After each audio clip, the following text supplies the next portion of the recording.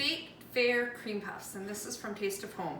We need 1 cup of water, a half a cup of butter, which is 1 stick.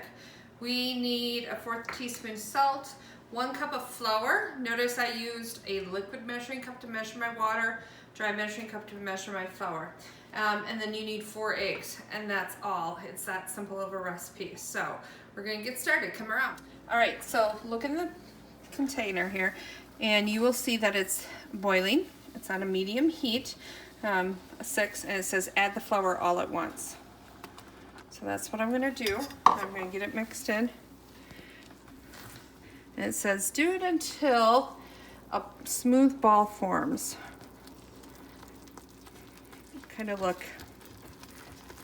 like a nice little paste.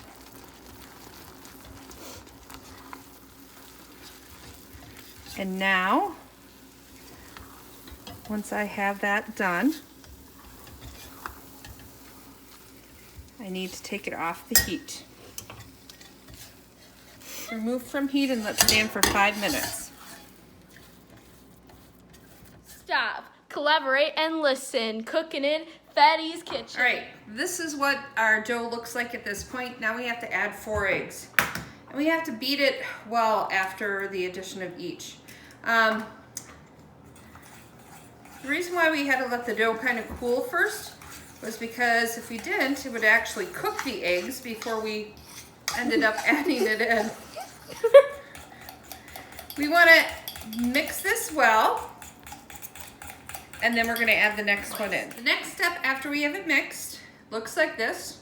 By the way, there was no harm in any chunks of dough in making this. Says we need to grease the pan.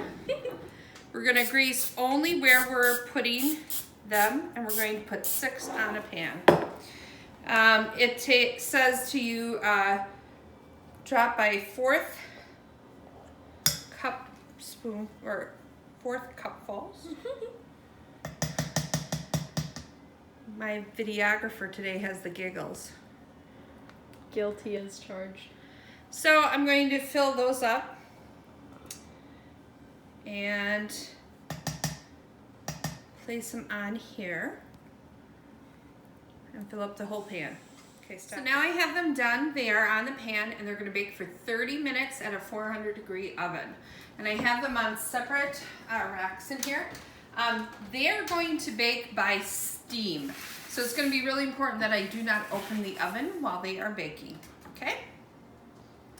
So this is what our cream puffs look like as they just came out of the oven. We're going to move them over to the wire cooling rack. They're nice and light and fluffy. Remember that they rose by the steam from the egg. The next part of your recipe says now you want to take a knife and immediately cut a slit in them to let the steam evaporate. So use a serrated knife, and we're going to saw, and we're actually going to cut the top right off of them. And you'll see that there's a hole in there. All right, so as they cooled, what I did is I cut them in half and I let the top off of them to let them cool. Now a cream puff is typically filled with whipping cream. Because I didn't know how long it was going to be until you made it, what I did is another way that you can fill them. I sent with you a box of instant vanilla pudding.